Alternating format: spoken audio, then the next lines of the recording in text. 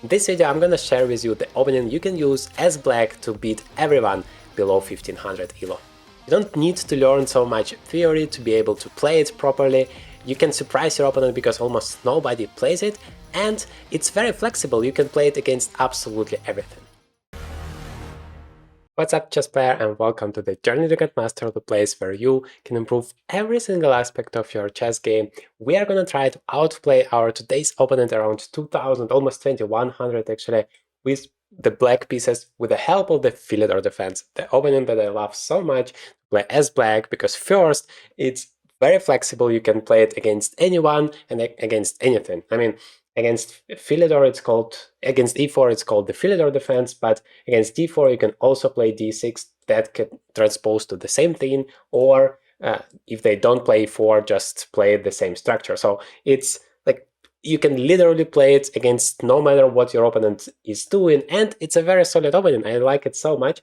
There is a very important point here. White can play knight to f3, and that would be the main line, or just take on e5 and go into the endgame. I love playing this endgame so much, and so many players are afraid of it, so I hope my opponent is gonna take, so I can show you what to do in this case, because it actually very interesting. I have outplayed so many opponents using this Philidor defense in the endgame, so let's see what happens here. Another advantage of this opening is that basically nobody expects it. Everybody is playing the c5, e5 moves, e6, c6, but this one, like, if it's not a chess professional, he just doesn't know what to do there, even after like moves 3. And so you have a huge advantage if you know the stuff that you're playing and your opponent doesn't. Okay, we actually get into this endgame, so I'm very excited to share it with you.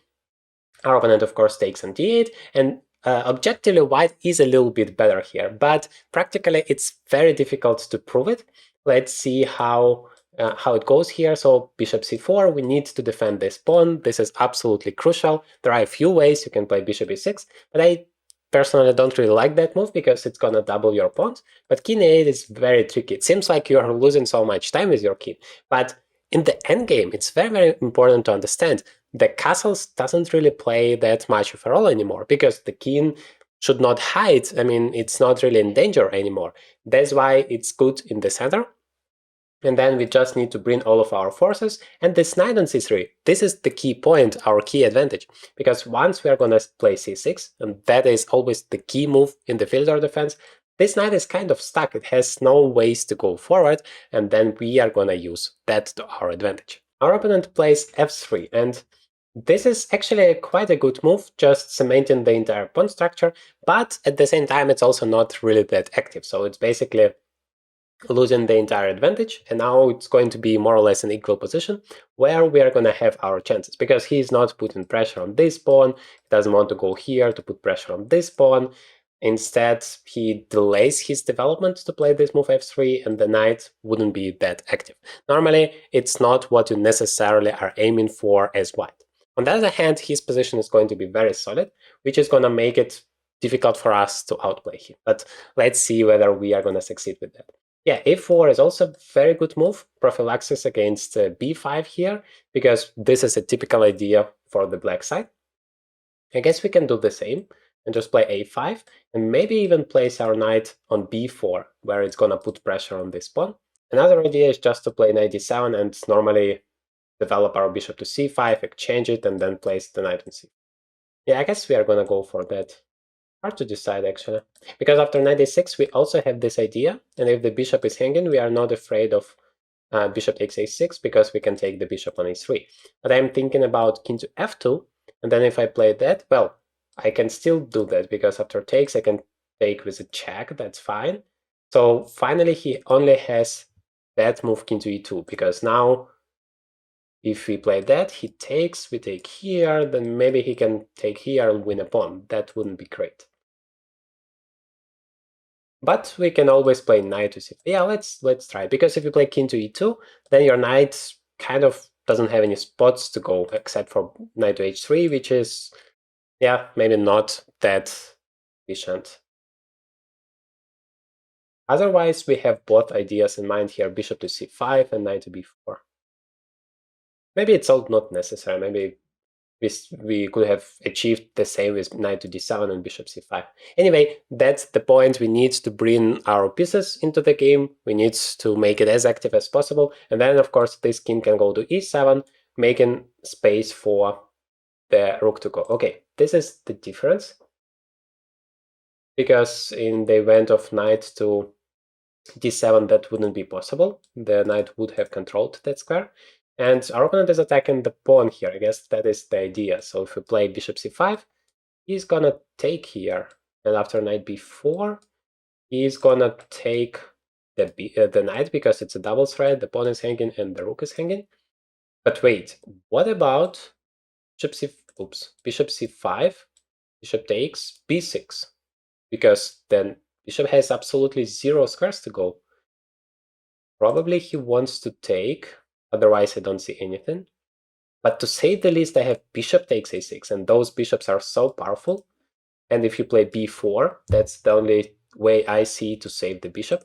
Then I have bishop d4, pinning this knight, you have to play king d2, but that's not great. I mean, yeah, I'm just winning the bishop here. What's going on? I guess bishop c5 is completely possible for me. Do you want... wait, maybe you want to take here, because this time... No, but that's still not a problem. I take the bishop, right? You take here, I take back, I'm a piece up. I don't get it. I don't understand what's the idea here. If it's just to take my bishop, then it's stupid because it's just wasting a tempo. Let's see. Unless I'm missing something, I don't like this bishop b6 move. Because if you are thinking about something like bishop takes a5, you have to be very, very careful not to miss something because you're wasting so much time. First of all, the golden principle of the opening, of the development, is to develop all of the pieces as fast as possible and as active as possible. And to achieve that, you ideally should spend just one move on one piece. And our opponent is making a third move. If he would have taken there, that would be the third move with the bishop, just to take that one pawn. But the bishop is also in trouble afterwards, so this pawn is just not worth it. This is very important to understand. And this way, yeah, we are achieving our goal with an extra tempo, basically. Because if he would have played rook d1 or something, and we would have played bishop c5, we could still take. You have exactly the same position, but the rook is already on d1. So it doesn't make a lot of sense. Okay, knight g to e2. Guess we can continue with bishop to e6. So basically we have equalized the position. And this is the first task. When you are playing as black, you want to equalize, you want to make sure that you're not worse, and then you can step by step try to outplay your opponent. Yeah, this bishop is more active than our bishop, so that makes sense. Also, we are opening up the rook. Unfortunately, we cannot castle. Let's not forget that. So just king to e7 is the plan, and then bringing the rook to d8. The pawn structure, though, is very symmetrical, so it's still questionable how we might be able to play for a win. Let's see if we can outplay our opponent. But what I notice so often, that this is the best chance to outplay your opponent in the endgame. If he's low rated, if you have a better endgame technique, endgame is the most difficult part of the chess game, as surprisingly as it might sound, because you think like, okay, there are less pieces on the board, it should be simpler to play, but in fact, players are making more mistakes in the endgame. Okay, this g4 might be first candidate for making a mistake, because that weakens this pawn on f3 kind of unnecessarily. Do I want to play h5 immediately attacking it? You play h3, I can take, and then you kind of have to take with the h pawn, because if you take with the f pawn, then this h3 pawn is very weak. I can just play rook h4 immediately, I guess. Knight g3 is never a problem. I just play g6, cover that f5 square, and next move I'm gonna play rook to h8, knight to f4, knight to g5. And by the way, if you take with the f pawn, then also this pawn is vulnerable. So I guess you take with the h pawn, but then I can just place my knight there, attacking here. And what do? You cannot really defend like that, because it's gonna help my rook to come along the h file. And if you play f4, then once again this e4 becomes vulnerable, g4 becomes vulnerable. I don't like the move g4 at all. So this is a very good example of my point, that low-rated players are making the mistakes in the endgame. I mean, you can Maybe you can play g5, knight takes, rook g1, knight takes f3, rook takes g7, or maybe rook f1 first. No, wait, rook is hanging, so rook takes g7. But I have an extra pawn, right? I can just play rook g8. My knight is not really in trouble. No, I don't understand it. Let me play h5. One thing I didn't consider is to take here, but I thought that can never be dangerous. Maybe if I take with the rook, that's a little bit annoying because of knight g3, but I can just take with the knight and then place it on f4. Yeah, and like this, I guess I would just take... There is an alternative to play knight to g5 immediately, but I don't see any particular reason to do that, because I'm not losing the fight for the h-file, and I still achieve the same goal. So knight g3, like I said, doesn't create any problems, just g6. f4 seems to be the only option, but this c6 pawn, it's like always a key in the Philidor position, because it covers this d5 so that no checks are possible, and otherwise, yeah, maybe taking e4 pawn is dangerous because it's going to open up the e-file and then my knight would be in trouble. But there is another weakness over here, which I can grab. Although maybe it's not that simple, because then both of the knights are going to be vulnerable there. Okay, he plays rook to f1 to prepare the move f4, I assume. Or do I continue putting pressure? I either want to bring the rook, maybe exchange a pair of rooks, because you quite often want to exchange a pair of rooks if you want to play for a win. Yeah, I like it actually. So rook d8, he plays f4, I take here, he takes with something. Maybe he's gonna take himself, because then either I should take with the rook, which is bad for me because I want my rook over here, or I'm gonna take with the king, which would lead to some potential checks, but that's not actually a problem. So let's say he takes, I take it, he plays f4, I take it.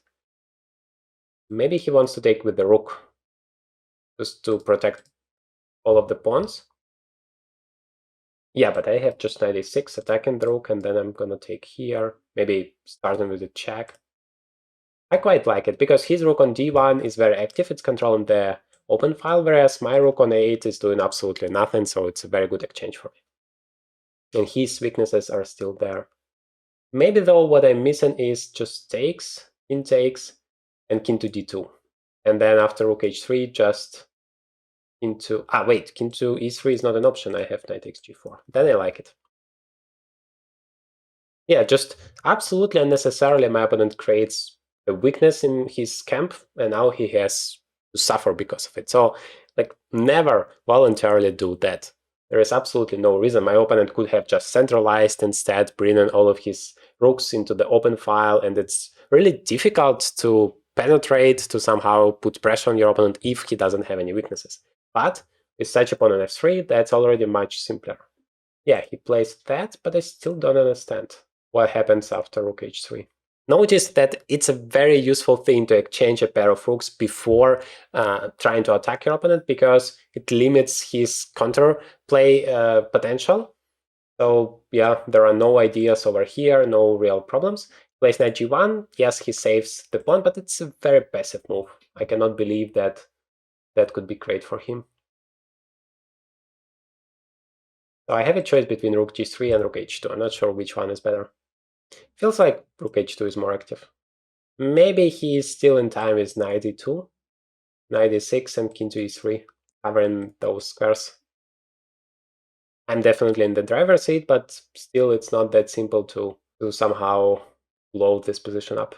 Yeah, I mean, if I would have played rook g3, he still has the same knight e2, so I wouldn't have achieved anything with that. Maybe I should have played rook h3 in the first place, just immediately starting to put pressure, although the same knight g1 idea would have been possible. Okay, sacrifices doesn't really help me anyhow. If anything, it just helps my opponent to have an active rook. So how can I improve? This knight on f6, as long as he doesn't play f4, doesn't actually do anything. Although he can always play f4, right? Does it make sense to try to exchange with knight to f4? He takes, I take, and if he takes here, I play rook takes c2, and those pawns are very vulnerable. Actually, I like it, but he has multiple ways to avoid that. Knight e6, king e3, knight f4. First of all, he can just ignore it altogether because the knight is protected, and maybe just play c3 first or something. I can, of course, play knight e6, king to e3, g5. This is a strategical risk because I weaken this square a lot, but on that other hand, I cement this f4 square. The knight f4 is coming next. Probably I'm gonna go for it. Maybe his idea is to play rook f2 though. In e3, g5, and rook f2. And what do? If I just exchange, not gonna help me. I can just play... Yeah, I can play rook h1 and bring the knight. Let's do that. Because now f4 is never possible. And if you play rook f2, then you cannot activate your rook anymore, at least not that simple. And then I bring my knight. This knight should be relocated to a better square. Maybe somewhere here. Yeah, he does that. I don't need to exchange the rooks, at least not now, because that would limit my attacking resources a lot. But the good thing is he cannot kick my rook away. Knight g3 is not possible. Here is hanging. So he plays back. Yeah, maybe now he wants to play knight to g3, rook h2, and rook f2. That makes sense. Don't actually see a way to stop that. But anyway, I want to place my knight here because that was my idea. Okay, he actually takes. That's unexpected because I thought this is an improvement for me. Probably I take with this pawn, right? Not to give him some space in the center. And now I can relocate my knight over here. That would attack the pawn on f3. And it's very difficult. Like, this knight has literally no moves at all. Yeah, let me bring the knight and see what happens. That is just one check, king e7. Because king f2 is kind of impossible. I just play rook h2 and win a pawn there. And otherwise, what do you even move? You can play something like rook c1, but that's just very passive. And even though I don't have any like immediate blow here to somehow win immediately, you don't need that. You just need to constantly put pressure on your opponent. That is the best strategy to win the games, and this is what the top players are using. You are just slowly improving your position step by step, creating those threats, and this is how I typically win such endgames. And then eventually your opponent's position just collapses because you're even more and more active, he's more and more passive, and sooner or later he just cannot deal with all of these threats. Right now, unfortunately, he has just one weakness, and there is a very cool principle in chess, principle of two weaknesses. So you need to create two of them, I don't know, somewhere here, for example. If the knight would be here, then it's very difficult to deal with both of the weaknesses and you lose because you cannot protect everything. That's, by the way, a legitimate strategy. Because if you play c3 to stop that, then you are weakening your queen side. I can play knight c5, and then once again, you cannot protect everything at the same time. So I definitely need to use my bishop, my knight. Was doing absolutely nothing on f6 anyway. Yeah, my opponent plays that. Maybe I should have played knight to d7 instead. That would be faster too. Yeah, that would be faster. That is my mistake, because now maybe he wants to play b4. And, well, b4 is a very risky move, because then I get to d4. And the knight on d4, believe me, it's going to be a monster. But still, knight d7 was faster. Yeah, he does allow me to do that.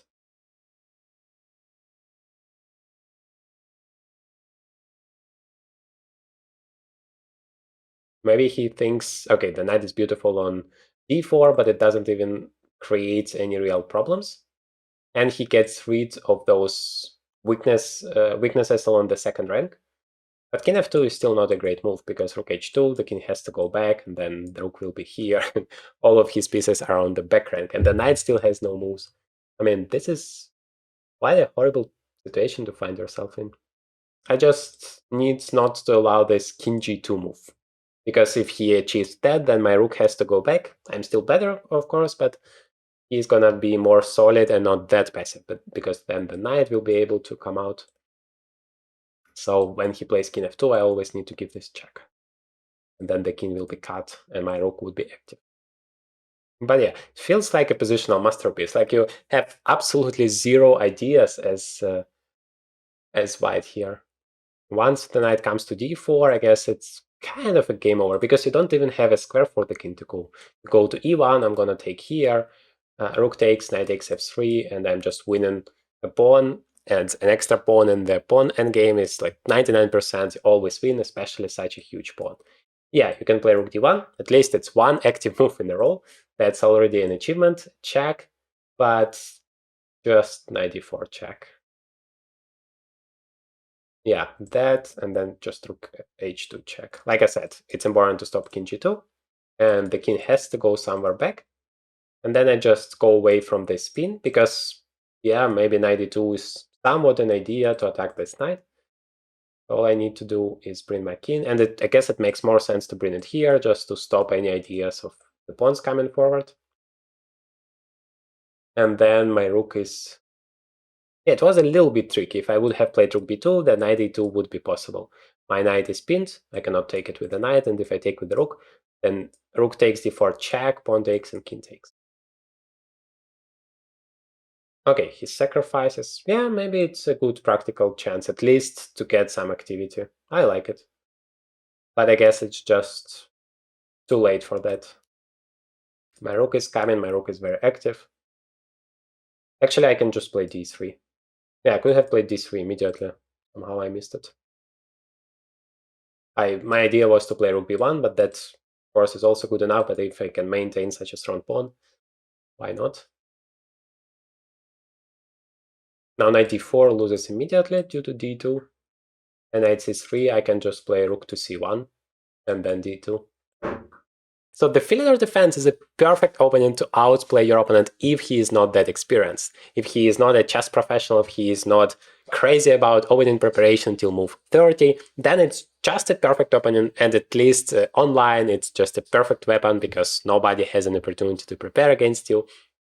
So you can surprise him, and if you know your stuff very good, and you can do that thanks to the entire course I have made based on this filial defense for black. It's a complete opening repertoire both for white and black for a price of just a single opening course, and you can visit the website with the link in the description, take a look at the reviews people have written about it, take a look at the free samples to get some understanding of whether you like it or not.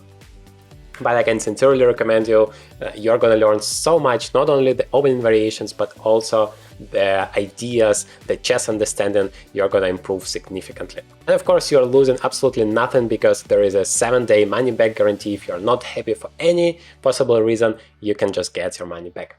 Okay, finally, I guess rook c1 should be the last move in the game. The king still has absolutely zero moves to go, and the knight, actually, it also has zero moves to go. This is so ridiculous, this position, because d1 is under control, a2, I can either just play rook c2 if I want to win the knight, or just play d2 and promote my queen. And remember about this c6 pawn, the knight has zero moves to go, and our opponent resigns. In this video, you can learn a very active plan that you can use in your very next game to outplay your opponent as white.